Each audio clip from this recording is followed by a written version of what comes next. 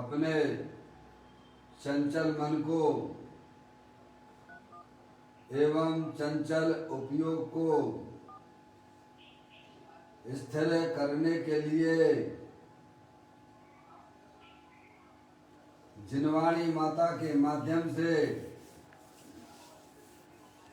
अपनी वर्तमान ज्ञान की पर्याय में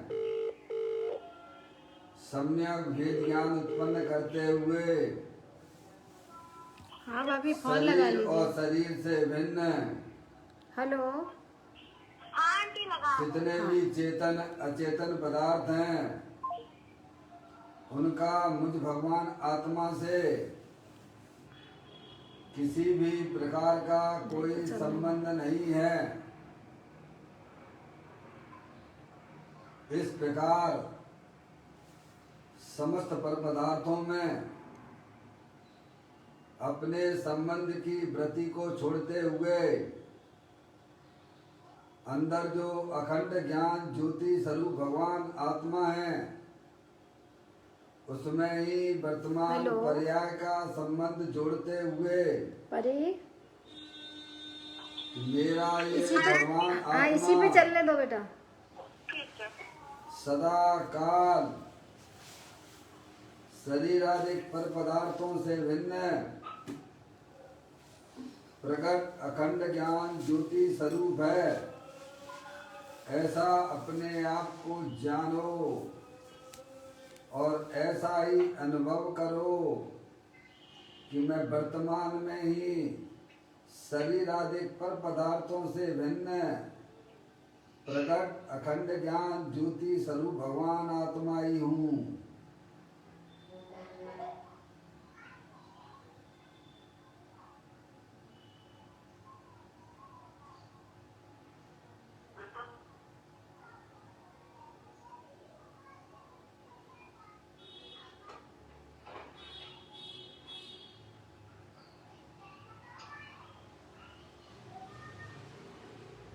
इसी प्रकार से संसार अवस्था में आत्मा की पर्याय में जो विविध प्रकार की पुण्य पाप के परिणाम होते हैं वे समस्त परिणाम पर के लक्ष्य से होने वाले भाव हैं।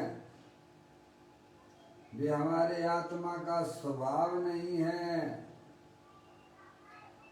ऐसे समस्त रागादिक परिणामों में एकत्व बुद्धि, ममत्व बुद्धि,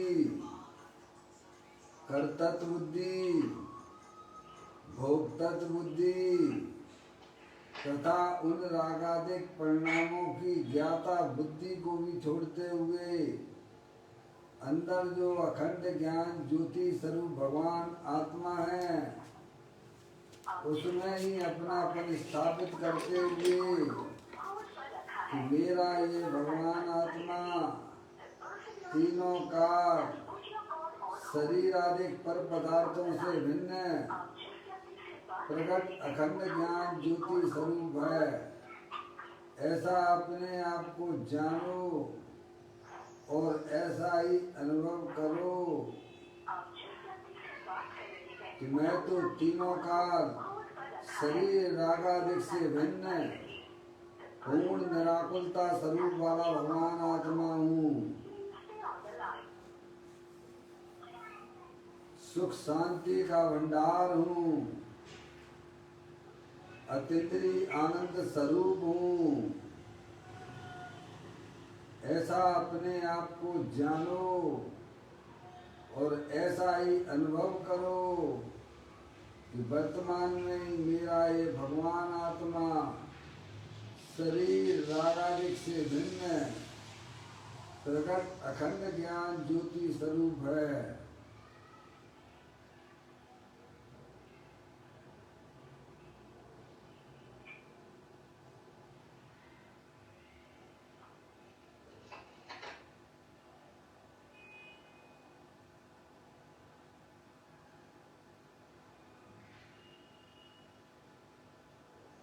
इसी प्रकार से संसार अवस्था में आत्मा की पर्याय में जो पर के लक्ष्य से होने वाला ज्ञान है, वह परलक्षी ज्ञान भी हमारे आत्मा का स्वभाव नहीं है।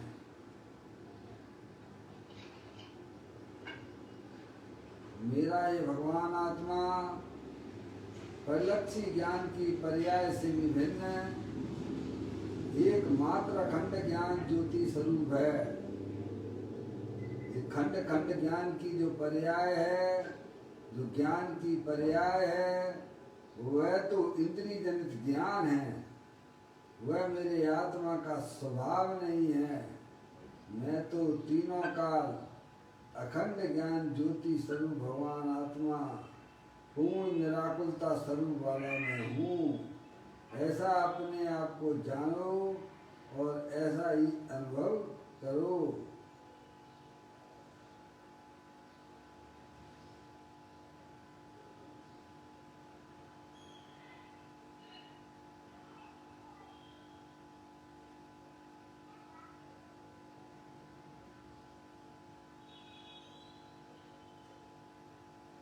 मेरे भगवान आत्मा में शरीर से संबंधित जितने भी चेतन अचेतन पदार्थ हैं, उनका मेरे ज्ञाय प्रभु परमात्मा में प्रवेश नहीं होता है।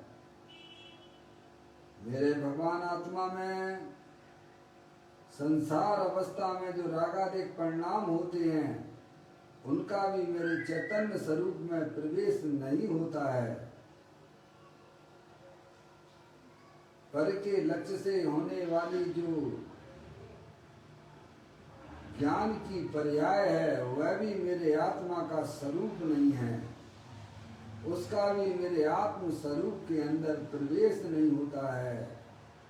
मैं तो तीनों काल एकमात्र अखंड ज्ञान ज्योति स्वरूप भगवान आत्मा हूँ। शरीर रागादिक परिणतियाँ और खंड खंड जो ज्ञान की पर्याय हैं, उनका भी मेरे आत्म स्वरूप के अंदर प्रवेश नहीं होता है।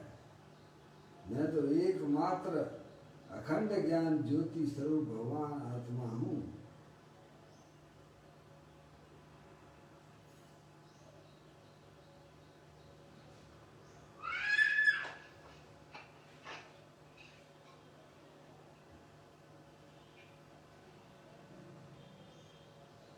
द्रव्य कर्म भाव कर्म नो कर्म रहित शुद्धात्म स्वरूपो हम। ज्ञानावर्णादि द्रव्य कर्म, मूरादेश भाव कर्म, शरीर आदि नौ कर्म, इन तीनों कर्मों से रहे मैं तो परम पवित्र शुद्धात्मा हूँ। ऐसा अपने आप को जानो और ऐसा ही अनुभव करो। मेरे आत्म स्वरूप के अंदर इन तीनों कर्मों का प्रवेश नहीं होता है, क्योंकि मैं तो तीनों काल शुद्ध सत्ता स्वरूप वीतराग विज्ञान स्वरूप भगवान आत्मा हूँ। ऐसा अपने आप को जानो और ऐसा ही अनुभव करो कि मैं एकमात्र परम पवित्र शुद्धात्मा ही हूँ।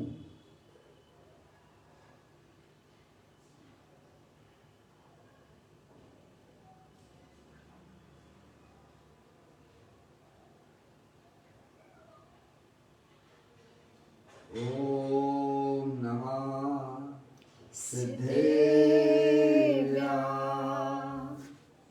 ओम नमः सिद्धेभ्यः। ओम नमः सिद्धेभ्यः।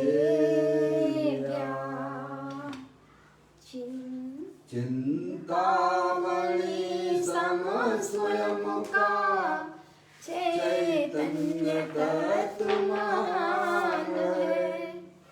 निज का करूं मैं चिंतवन, निज का करूं श्रद्धान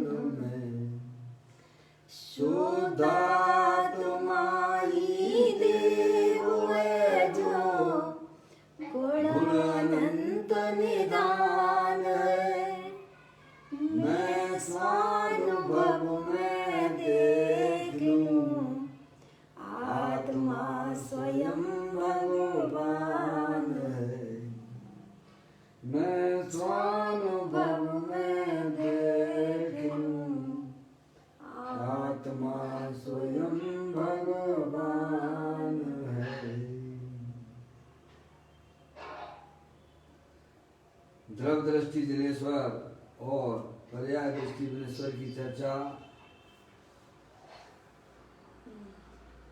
हम और आप यहाँ पर उसका स्वाध्याय कर रहे हैं ग्रंथ का। आप लोग पुस्तक निकाल लीजिएगा।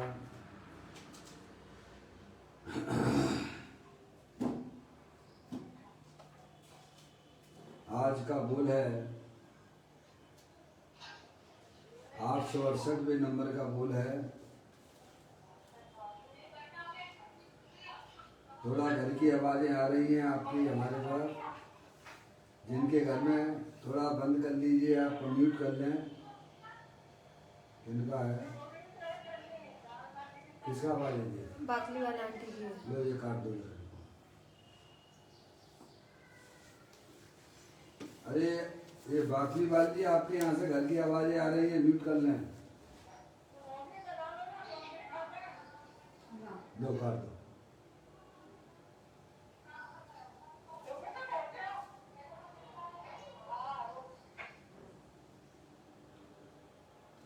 चलिए नहीं रहने किसी को बैठो। स्वाध्याय अपन प्रारंभ करते हैं।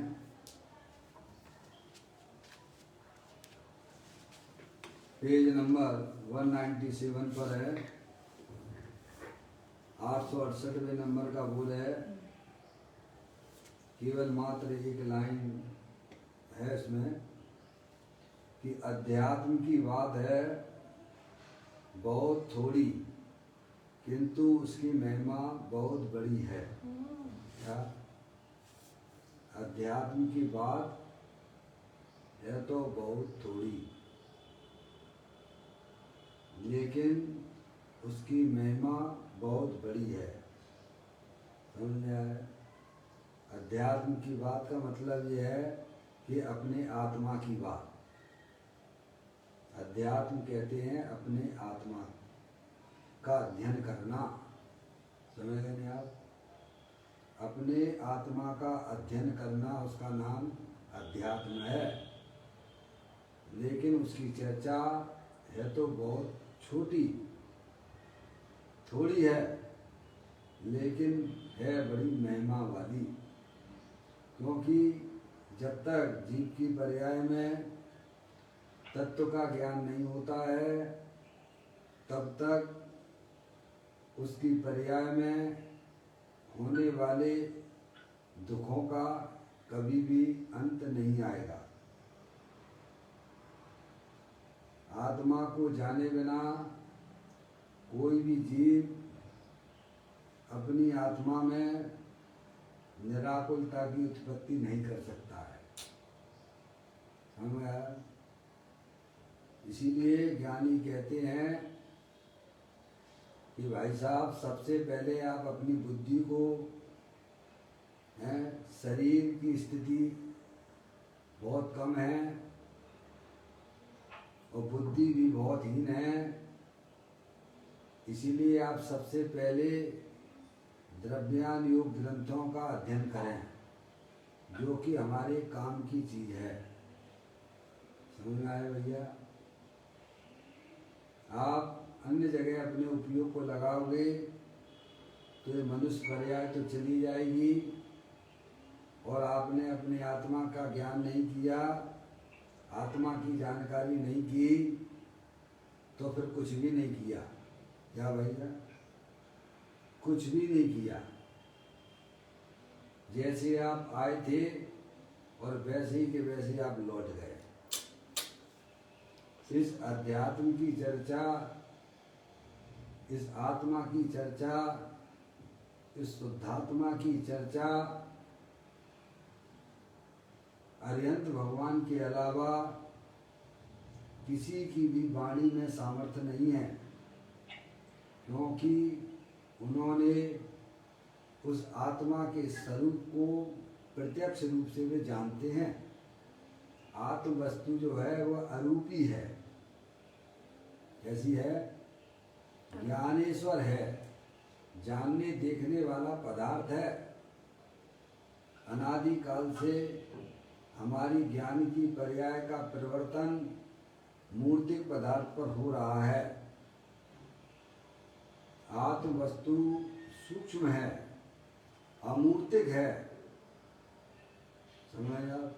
जब तक आप आत्मा की बातें नहीं सुनेंगे, जो अरिहंत परमात्मा ने जो आत्मा की बातें बताई हैं, क्योंकि उनके ज्ञान में ऐसी कोई भी जगत की वस्तु नहीं रह गई है जिसे वे नहीं जानते हों।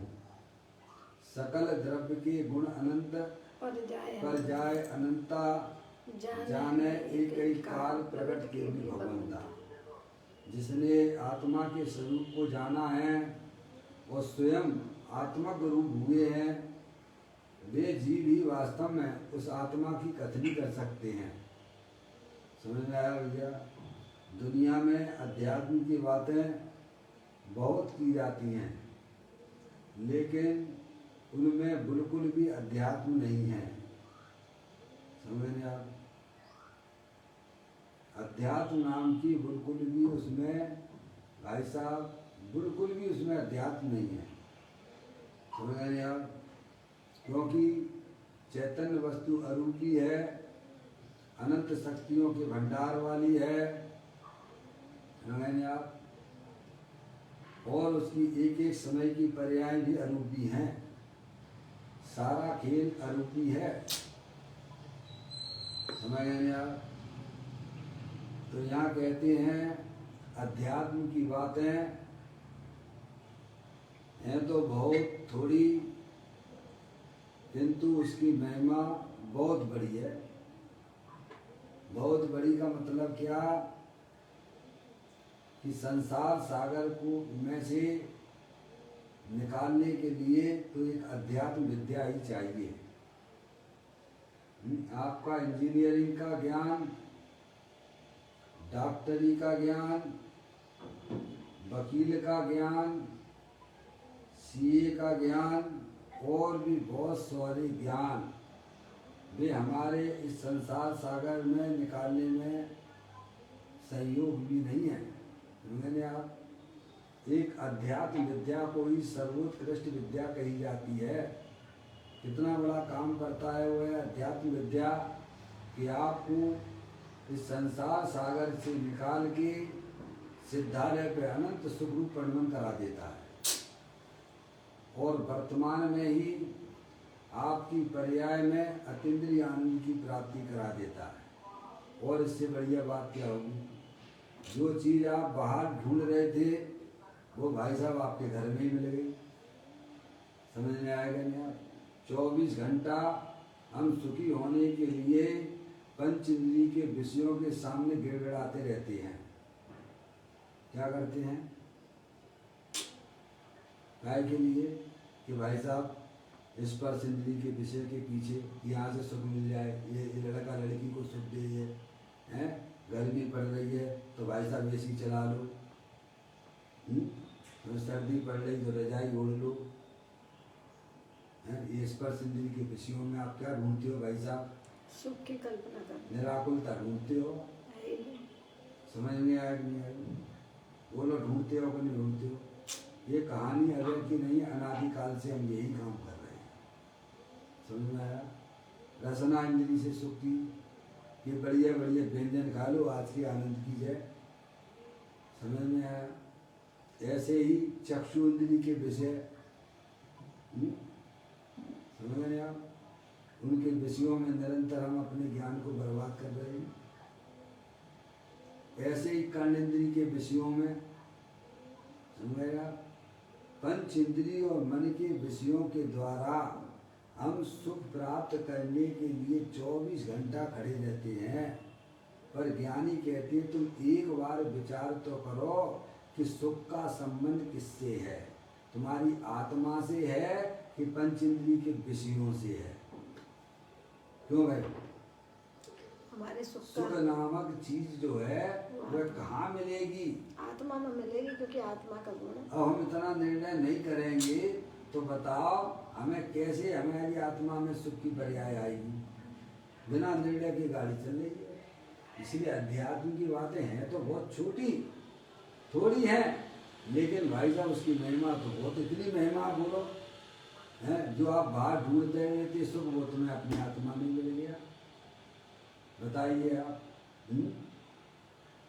हैं? तो कहते हैं कि अध्यात्म की बातें हैं बहुत थोड़ी। अध्यात्म यानी अपनी आत्मा की बात है। क्या है, कितनी है थोड़ी? कि अपनी जो चैतन्य वस्तु है वह अमूर्तिक है, अनादि अनंत है, अनंत शक्तियों के भंडार वाली है। और हर समय उसमें परिणमन हुआ करता है। द्रव्य गुण पर्याय की चर्चा के अलावा और क्या बताओ अध्यात्म में? इतनी जो बात तो है, चैतन्य रूपी सत्ता, द्रव्य है और उसमें अनंत गुण, ऐसा उनके स्वरूप को उसको समझ लीजिए आप। और हर समय जो है प्रति समय पर्याय, पर्याय के बिना कोई द्रव्य होता नहीं है। समझ आप? इतनी जानकारी भाई साहब अगर आपको हो गई तो आपने अपने जीवन में बहुत बड़ा काम कर लिया। और इस द्रव्य गुण पर्याय की चर्चा एक दिगंबर ग्रंथों के अलावा कहीं भी आपको सुनने को नहीं मिलेगी। समझ आप? कहीं भी नहीं मिलेगी आपको। ना तो वे द्रव्य का ज्ञान करा सकते हैं, न द्रव्य के अंदर रहने वाले गुणों का ज्ञान करा पाते हैं, और न उन्हें पर्याय का पता है। समझ गए ना आप? लेकिन जो जीव अरिहंत भगवान के बताए हुए मार्ग को सुनता है, समझता है, भाई साहब अभी तत्काल उसको जो है भाई साहब संकलेश परिणामों की हानि हो जाती है तत्काल। ऐसी गजब की बात है, ग्रंथों के अंदर सब लिखा पड़ी है भैया। है देखो शरीर है, शरीर के अंदर जानने देखने वाला पदार्थ हुआ आत्मा है। अध्यात्म यानी क्या? अध्यात्म यानी क्या? अपनी आत्मा का अध्ययन करना। क्या करना? काय का अध्ययन, ज्ञान कहाँ काम करे? अपनी आत्मा की तरफ जाए, उसका नाम अध्यात्म है। समझ गए आप? बैरमुखी ओर वो अध्यात्म नहीं होता है। अध्यात्म वह कहलाता है जो शरीर की पकड़ जो आत्मा की बनी हुई है, वह पकड़ में ढिलास आए। तो ढिलास कब आएगी भाई साहब? बिना अध्यात्म के आ सकती है क्या? नहीं। जीव आत्मा वस्तु है, उसके स्वरूप को जाने बिना क्या हम अपने जीवन में भाई साहब अनादिकाल से हमारी पकड़ किसकी बनी हुई है? शरीर की पकड़ बनी हुई है। शरीर से संबंधित जितने भी चेतन अचेतन पदार्थ हैं, अब उसको ढीला करे, क्या उस पकड़ को ढीला करे, वह कहलाता अध्यात्म। क्या? और वह पकड़ जब ढीली पड़ती है जब आप अपने आत्मा के स्वरूप को समझोगे तब। समझने आप? अनादिकाल से हमारी शरीर की पकड़ है, शरीर से संबंधित पदार्थों की पकड़ है, और रागादिक जैसे पर्याय में होती हैं उनकी रुचि हमारे अंदर में पड़ी हुई है। समझ में आया? अब उस रागादिक की भी पकड़ को अंदर में ढीला करे। समझ में आई? वह कहलाता अध्यात्म। और वो पकड़ हमारी ढीली पड़ती नहीं है। अध्यात्म की बातें हम पढ़ते हैं तो आपको अध्यात्म का ज्ञान ही नहीं है। अध्यात्म उसे कहते हैं जो अपनी आत्मा में वीतराग दशा की प्राप्ति कराए, निराकुलता की उत्पत्ति कराए, उसका नाम अध्यात्म है। अपने आत्मा का अध्ययन करे कि मैं कौन हूं। हर प्रत्येक शरीर के अंदर एक जानने देखने वाला पदार्थ है। सबकी सत्ताएं भिन्न भिन्न हैं। क्या? प्रत्येक शरीर के अंदर जो जानने देखने वाला पदार्थ है, क्या वो सबकी सत्ताएं भिन्न भिन्न हैं। सब चैतन्य वस्तुएं जानने देखने वाले हैं। समझ आप? तो जो ज्ञान अपनी आत्मा की तरफ हमें ले जाए उसे कहते हैं अध्यात्म ज्ञान। क्या?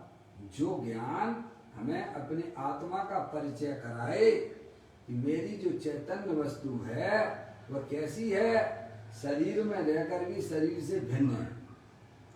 क्या शरीर में रहने पर भी शरीर से भिन्न है, आठों कर्मों के बीच में रहने पर भी वह चैतन्य वस्तु भिन्न है।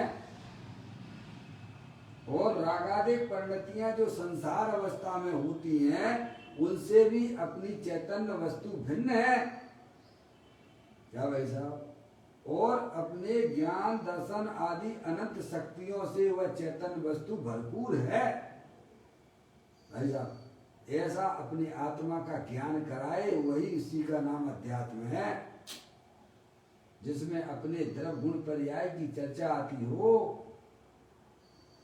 जिसमें है भाई साहब द्रव्य और गुण पर्याय का ज्ञान नहीं कराया जाता है। बताओ वो कौन अध्यात्म कहेगा उसे? अन्य मतों में तो कि भाई साहब शरीर जुदा है और आत्मा जुदा है, यहाँ तक ये बात ले लेते हैं। कहाँ तक ले लेते हैं? अध्यात्म के नाम पर कि आत्मा जुदा है और शरीर जुदा है। ये तो अन्य मतों की बात है। लेकिन दिगंबर ग्रंथ कहती हैं कि आत्मा जुदा है और रागादिक परिणतियां जुदा हैं। यहाँ तक कौन पहुंचेगा भाई साहब? समझ में आ रही है? जैन दर्शन का अध्यात्म क्या कहता है कि भाई साहब शरीर तो जुदा है ही, लेकिन अंदर में जो रागादिक परिणतियां हर समय पुण्य पाप रूप से जो उत्पन्न होती हैं उनसे भी तुम्हारा भगवान आत्मा भिन्न है। वह तो तीनों काल अखंड ज्ञान ज्योति स्वरूप है, अतीन्द्रिय आनंद स्वरूप है। समझ? ये केवल आपको जैन दर्शन के अलावा कहीं भी ये बात आपको सुनने को नहीं मिलेगी। समझ? दिगंबर जैन ग्रंथों में इसकी है, इसका नाम अध्यात्म है। समझ में आप? लेकिन लोगों इसमें क्या है भाई साहब? अरे इसमें बहुत कुछ आ गया। इतना ज्ञान जिस जीव को हो जाता है कि भाई साहब मैं आत्मा हूँ, जानने देखने वाला पदार्थ हूँ, तो उस पर्याय की जो पकड़ थी वो शरीर के प्रति जो अज्ञान दशा में हो रही थी, वह ज्ञान होने पर वह आत्मा की पकड़ बना लेता। अंदर में क्या कर लेता है? सब अंदर ही अंदर परिवर्तन हो जाता है। समझ में आएगा भाई साहब? दुख कहाँ है? अंदर है कि बाहर है? दुख कहाँ है? है भाई साहब? दुख कहाँ होता है? आपको अंदर होता है कि बाहर होता है? समझे? अध्यात्म उसे ही कहते हैं जो अपने रागादिक परिणतियां जो दुख स्वरूप हैं उनसे छुड़ा के अपने आत्मा की प्राप्ति कराए, उसका नाम अध्यात्म है। समझ रहे हैं आप? शरीर रागादिक परिणतियां ये सब क्षणभंगुर तत्व हैं, और शरीर के अंदर जो अमूर्तिक पदार्थ है, चेतनेश्वर पदार्थ है, पर द्रव्य से भिन्न है, और आत्मा की पर्याय में होने वाले रागादिक परिणामों से भी भिन्न है। उस अखंड ज्ञान ज्योति के दर्शन कराए, उसका नाम अध्यात्म है। क्या भाई साहब? वो बिना परिचय के आपको हो नहीं सकता है। अपने आत्मा का जब तक आप परिचय नहीं करेंगे तब तक आपको अपने आत्मा के प्रति प्रेम नहीं हो सकता है। तो कहते हैं अध्यात्म की बातें हैं तो बहुत थोड़ी, लेकिन उसका फल तो इतना गजब का है कि भाई साहब उन्हें शब्दों के द्वारा कहा नहीं जा सकता है। इतनी महिमा है अध्यात्म विद्या की। अपन देखो इंजीनियरिंग का ज्ञान करने के लिए क्या क्या क्या क्या आप सहन नहीं करते हो, डॉक्टरी का ज्ञान करने के लिए कितने कष्ट उठाते हो। 22 साल में तो आपकी इंजीनियरिंग होती है, डॉक्टरी होती है। कितने साल लगा देते हो आप इंजीनियर बनने में, डॉक्टर बनने में, सीए बनने में? कितने कितने कष्ट ये आत्मा झेलता है, हैं? इतना अगर आत्मा के प्रति जानने की जिज्ञासा हो तो उसका बेड़ा पार हो जाए। समझ लिया।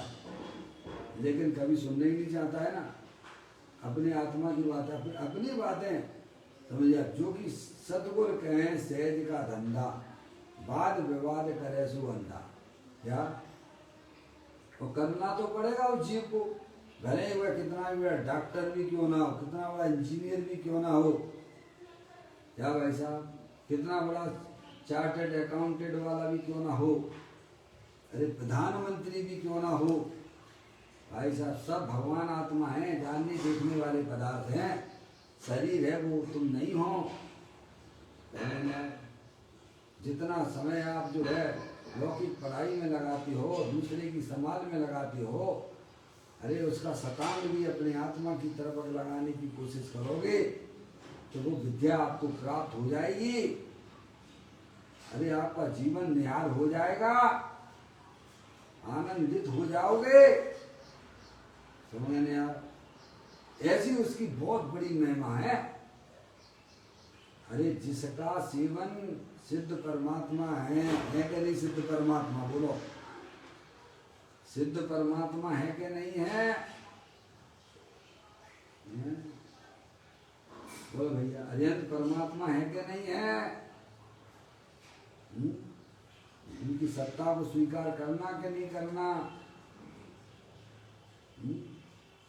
नहीं है तो फिर आप माला क्यों जपते हो अरिहंत सिद्ध की? तो उनका क्या कर रहे हैं वे? सिद्ध परमात्मा सुखी है कि दुखी है? सुखी है तो किसके बल पर सुखी है? उनके पास में ना तो शरीर है, ना आठ कर्म है, और ना मूलादेश के परिणाम है, बाहर का कोई भी सहयोग भी नहीं है, तब भी अनंत सुखी है। तो किसके बल पर सुखी है भाई साहब? अपने आत्मा के बल पर सुखी है, और थोड़े बहुत सुखी नहीं, अनंत सुखी हैं। ऐसे ही हमारे अरिहंत परमात्मा भी अनंत सुखी है, और साधु परमेष्ठी भी भाई साहब वे भी तीन चौकड़ी कसाई के अभाव पूर्वक वीतराग आनंद दशा में बितरे, तो वे भी सुखी हैं। और इस मार्ग पे चलने वाले जिन्होंने अपनी आत्मा में अध्यात्म का ज्ञान किया है, अपने द्रव्य गुण पर्याय को जिसने समझा है, अध्ययन किया है, जो अपने आप को आत्मा रूप से स्वीकार करता है, ऐसे समस्त सम्यक दृष्टि जीव पर्याय में ही सुखी हो जाते हैं। समझ लो आप, थोड़े बहुत दुख की परिणति रह गई है अभी, पर पूर्ण रूप से सुखी तो हमारे अरिहंत तो सिद्ध परमात्मा है। ऐसी उसकी महिमा है। सबसे पहले तो आप देखिएगा, आपको सांप 4 गति 84 लाख योनियों से निकाल लेता है। कला 72 पुरुष की, तामे 2 सरदार, एक जीव की जीविका, एक जीव उद्धार। अध्यात्म जो विद्या है वो आपको जीव के उद्धार की बात करती है। इसीलिए कला 72 पुरुष की, 72 कलाओं में, 72 विद्याओं में अगर कोई सर्वोत्कृष्ट विद्या है तो वो अध्यात्म विद्या है। मैंने आप वो अपने आत्मा के भाव को बताने वाली है, आपके आत्मा का परिचय कराने वाली है कि आपकी जो चैतन्य वस्तु है, आप आत्मा हो, शरीर आप नहीं हो। मैंने आप ऐसी चैतन्य वस्तु अविनाशी दे देवल में विराजमान है। ये शरीर तो जड़ है, अनंत पुद्गल परमाणुओं का पिंड है। हर समय नए नए पुद्गल परमाणु आते हैं और जाते हैं। इसी का नाम अध्यात्म विद्या है। और जो रागादिक पंडितियां हर समय नए नए हमारी आत्मा में शुभ अशुभ के परिणाम होते हैं। वे शुभाशुभ परिणाम भी हर समय भाई साहब नष्ट को प्राप्त हो रहे हैं। लेकिन कोई शाश्वत अगर रहने वाली कोई चैतन्य वस्तु है तो वह आत्मा हो, वो आप हो। इसीलिए 72 कलाओं में अगर सर्वोत्कृष्ट स्थान अगर किसी विद्या को मिला है तो वह अध्यात्म विद्या को मिला है। समझ में आया? ये तो भव्य जीव होते हैं, वे इस विद्या को प्राप्त कर पाते हैं। बाकी तो सब अज्ञानी जीव एक पामर हो रहे हैं, पर्याय में दुखी हो रहे हैं। पर को अपना जानकर, पर को अपना मानकर निरंतर अपनी आत्मा को संसार सागर में डुबो रहे हैं। समझ में आया? ये अध्यात्म विद्या ही आपको इस संसार सागर से निकालने में समर्थ हो सकती है। समझ में आया? हम केवल बाहरी धार्मिक क्रियाएं करें भाई साहब, उससे कोई हमारा बेड़ा पार हो जाएगा? बिल्कुल नहीं होगा। और अध्यात्म ज्ञान पूर्वक जो क्रियाएं होती हैं भाई साहब, वे सब विवेक पूर्वक कहलाती हैं। वो सोने में सुहागा कहलाता है। समझ रहे? आप पूजा करते हो, धन्यवाद। पूजा को भी अगर ज्ञान पूर्वक करोगे तो आपको पर्याय में आनंद ही आनंद हो जाएगा भाई साहब। कहाँ बुराई है इसमें? बताइए आप। भगवान की भक्ति करते हो, अच्छी बात है, तो ज्ञान पूर्वक करो वही भक्ति, तो बताओ उसमें कैसे नहीं आनंद आएगा आपको? और वैसे रूढ़िबद्ध से करते रहो, बिन ने चावल चढ़ाया हमने भी चावल चढ़ा ले, बिन ने घंटा बजा तो हमने भी घंटा बजा लिया, बिन ने प्रतिमा ले ली, बिन से हम लोग प्रतिमा ले ले। यहाँ में क्या धर्म है? अगर आपके पास में अध्यात्म विद्या होगी, अध्यात्म विद्या जिन जीवों के पास में होती है, उनकी पर्याय में होने वाले रागादिक परिणतियां विध्वंस होते चले जाते हैं। समझ नहीं आप? अंदर से ज्ञान, अखंड ज्ञान ज्योति पर्याय में व्यक्त होती चली जाती है। उसी का नाम अध्यात्म विद्या है। जो अपनी आत्मा की तरफ मुझे ले जाए उसको कहते हैं अध्यात्म विद्या। समझ नहीं आप? 4 गति 84 लाख योनियों में अगर कोई छुड़ाने में कोई विद्या है तो वो अध्यात्म विद्या है। और वह अध्यात्म विद्या सर्वज्ञ देव के द्वारा कोई बता नहीं सकता है। समझ में आ गई भाई साहब? क्योंकि आत्मा का स्वरूप जो स्वयं आत्मक हो गए हैं, सर्वज्ञ हो गए हैं, उनकी वाणी में ये बात आई है। और हमें आपको ये सौभाग्य है कि ये अध्यात्म की ग्रंथ आज आप हम सुन रहे हैं, पढ़ रहे हैं, समझ रहे हैं। आप कोई छोटा मोटा काम नहीं कर रहे हो, आप अपनी आत्मा के लिए बहुत बड़ा काम कर रहे हो। समझ में आया भाई साहब? मैं तो बार बार कहता हूं, तुम पुण्य के पीछे जब तक भागोगे तब तक तुम्हें पुण्य भी नहीं मिलेगा और आत्मा भी नहीं मिलेगी। तुम एक बार अपने आत्मा के पीछे भाग जाओगे तो भाई साहब तुम्हें आत्मा तो मिलेगा ही मिलेगा और पुण्य भी आपको उत्कृष्ट जाति का प्राप्त होगा। ऐसी अध्यात्म विद्या हुआ करती है। समझ में आ गई भाई साहब? उसकी महिमा क्या करे? घर बैठे भगवान के दर्शन कर सकते हो आप। अज्ञानी जीव मंदिर में रहे तो भगवान के दर्शन नहीं होते हैं, और तुम अध्यात्म विद्या तुम्हारे पास में है तो घर बैठे तुम भगवान के दर्शन कर सकते हो। आप ये मत कहना कि बहुत ऊंची बातें कर रहे हैं।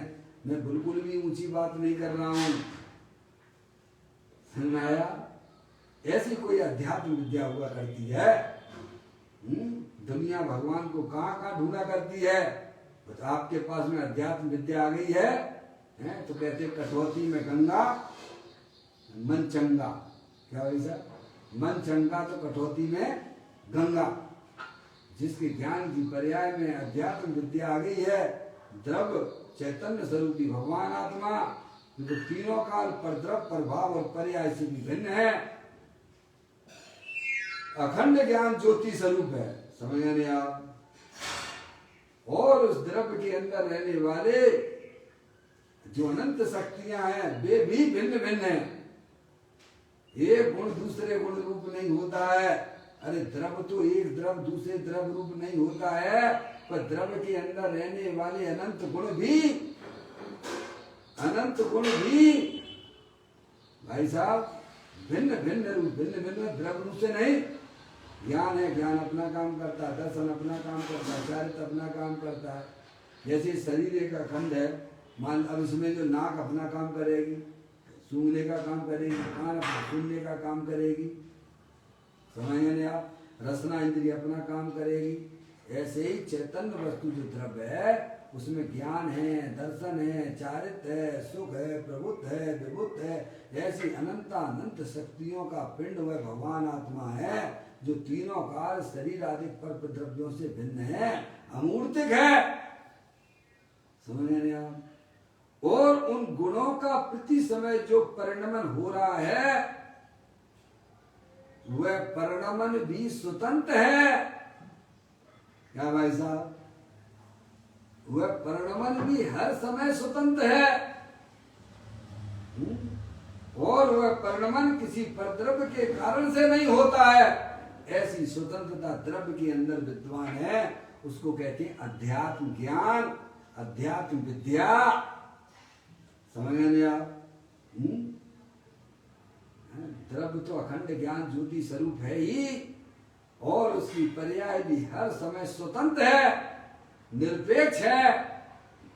समझ गए आप? एक पर्याय का दूसरी पर्याय से भी कोई संबंध नहीं है भाई साहब। ऐसा ज्ञान जिसकी पर्याय में चलता है भाई साहब, वह जीव से निराल हो गया है, अनादि काल का धर्मत जीव भाई साहब। यहाँ आके भगवान अनंत परमात्मा के आगे क्या हो जाता? समझदार हो जाता है, सारी उसकी भ्रांतियां दूर हो जाती हैं।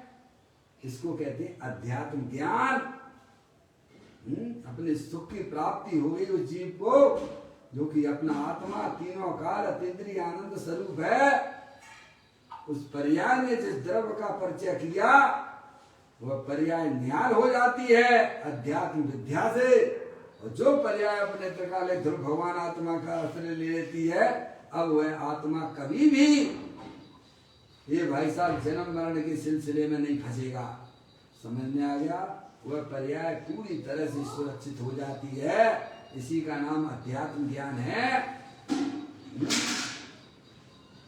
आटे का जो चक्की है ना, जो उसमें गेहूं डालो और भाई साहब इधर उधर गिरता है तो चकनाचूर हो जाता है, और जो गेहूं जो है स्थायी जगह टिक जाता रहता है वह पूरी तरह से सुरक्षित रहता है। ऐसे ही अध्यात्म ज्ञान के द्वारा इस जीव ने यह जाना कि शरीर तो भाई साहब क्षण भंगुर तत्व है, और अंदर जो चेतनेश्वर वस्तु है वह द्रव्य, वह आत्मा, वो मैं हूँ, अविनाशी हूँ। स्वीकार करने वाली पर्याय है। कौन करती है? पर्याय के बिना कोई द्रव्य होता नहीं है। समझ में आया? वह पर्याय पूरी तरह से सुरक्षित हो जाती है। जिस पर्याय ने अपने चैतन्य स्वरूपी धर्म, चैतन्य स्वरूपी भगवान आत्मा का आश्रय लिया है, अब वह पर्याय भी सुरक्षित हो गई है, और अपने आत्मा को इस भव सागर से उसने निकाल लिया है। इसी को बोलते हैं अध्यात्म विद्या, अध्यात्म ज्ञान। और इसके बिना आप जितने भी धार्मिक क्रियाएं करते हो वे सब आपकी जीरो हैं और जीरो ही रहेंगी। समझ में आया? वो कोलू की बैल की तरह हैं वे। समझ में आया? वही के वही कोलू का बैल है, चक्कर चक्कर लगाता रहता है। अच्छा, क्या समझता है वो? कोलू का बैल होता है ना, उसके यहाँ पट्टी बांधी जाती है आंखों पे, जिससे उसको ये नहीं लगे कि मैं वहीं के वहीं चक्कर लगा रहा हूँ, नहीं तो वो गिर पड़ेगा। ऐसे ही समस्त अज्ञानी जीव धर्म के नाम पर भाई साहब आत्मा को भूलकर ये समझते कि मैं बहुत बड़ा धर्म कर रहा हूं। बिल्कुल भी नहीं कर रहे हो, आप वहीं खड़े हुए हो जीरो पर। अध्यात्म विद्या के बिना किसी भी आत्मा का कल्याण नहीं होता है। सर्वप्रथम अपने आत्मा का ज्ञान करना, अपने आत्मा का परिचय करना, ऐसा तब वह पर्याय समझदार हो जाती है, पर द्रव्य प्रभाव और पर्याय का लक्ष्य छोड़ देती है और अपने चैतन्य स्वरूपी भगवान आत्मा का आश्रय ले लेती है। अब उस पर्याय में निराकुलता की उत्पत्ति होती है, फिर वह बढ़ती बढ़ती बढ़ती बढ़ती बढ़ती बढ़ती बढ़ती बढ़ती बढ़ती, जैसे एकम दूज का चंद्रमा बढ़ता बढ़ता शनि शनि पूर्ण चंद्रमा के रूप में प्राप्त होता है, ऐसे ही जिनकी पर्याय अपने चैतन्य स्वरूपी भगवान आत्मा का आश्रय लेती है, वो अंदर ही बढ़ती बढ़ती बढ़ती बढ़ती बढ़ती बढ़ती बढ़ती बढ़ती केवल ज्ञान और मोक्ष की पर्याय को प्राप्त करा लेता है। इसलिए अध्यात्म की बातें तो भाई साहब बहुत थोड़ी हैं, लेकिन उनके फल बहुत अच्छे आते हैं, बहुत महिमा वाले हैं। इस प्रकार से समस्त जीवों को जिन्हें अपनी आत्मा का कल्याण करना है, करना तो पड़ेगा भाई साहब। आप आत्मा हो और आत्मा ही रहोगे, इसीलिए आपको यह सब मौका मिला है। आप अपनी आत्मा के स्वरूप को समझिए। चर्चाएं बहुत सरल हैं, सहज हैं। कभी एक बार आप रुचि पूर्वक जो अरिहंत भगवान के बताए गए तत्व को आप सुनेंगे तो अवश्य आपकी आत्मा की पर्याय में भाई साहब अध्यात्म भावना से भर जाएगी। समझ में आया? पर्याय में जब अध्यात्म भावना भर जाती है तब वह आत्मा का जीवन वास्तविक जीवन हो जाता है। इस प्रकार से हमें जिनवर देव के द्वारा बताए गए तत्व को बड़ी गहराई से समझने का प्रयत्न करना चाहिए, जो हमारे कल्याण के लिए कार्यकारी है।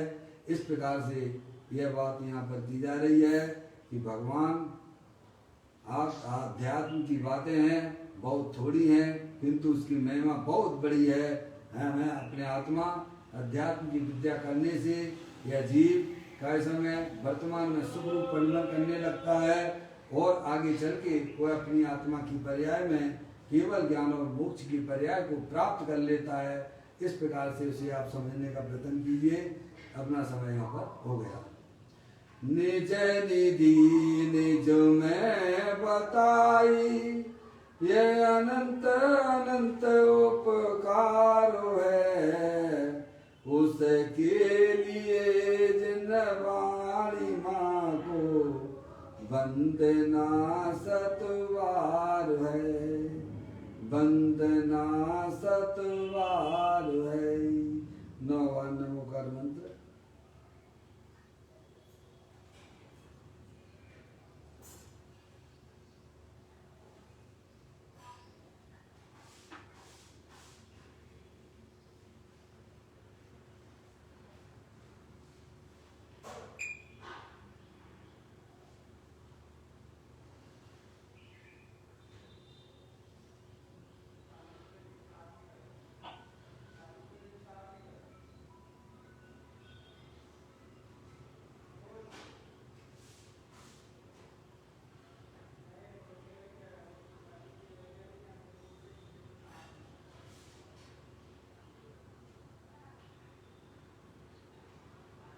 गुरु द्वादशांग जनवाणी माता की जय।